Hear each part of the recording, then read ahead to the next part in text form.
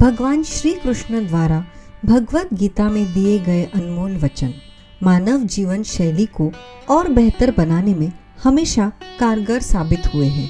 जिन अनमोल वचनों को हमें हमेशा पढ़ना और सुनना चाहिए, जिसमें से पहले कुछ अनमोल वचन हम इस श्रृंखला के पहले भाग में आपको बता चुके हैं। आगे और गीता के अनमोल वचनों को जानें जो इस प्रकार है।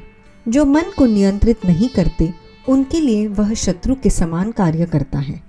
मन अवश्य ही चंचल होता है, लेकिन उसे अभ्यास और वैराग्य के माध्यम से वश में लाया जा सकता है।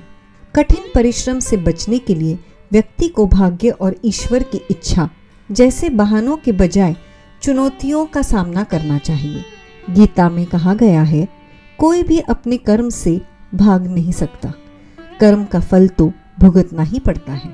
किंतु मनुष्य को अपने कर्मों के अच्छे और बुरे फल के विषय में सदैव सोचकर चिंताग्रस्त नहीं होना चाहिए।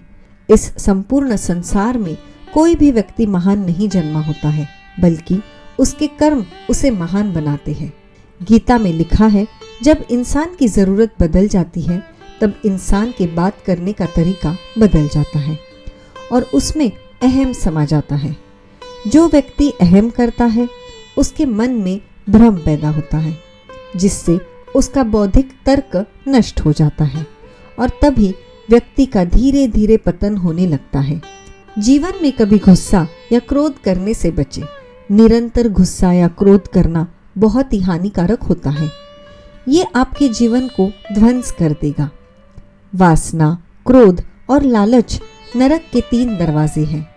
इस संपूर्ण संसार में अपकीर्ति मृत्यु से भी अधिक खराब होती है।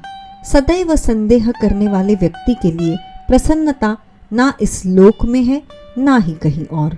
जीवन में सफलता का ताला 2 चाबियों से खुलता है, एक कठिन परिश्रम और दूसरा दृढ़ संकल्प।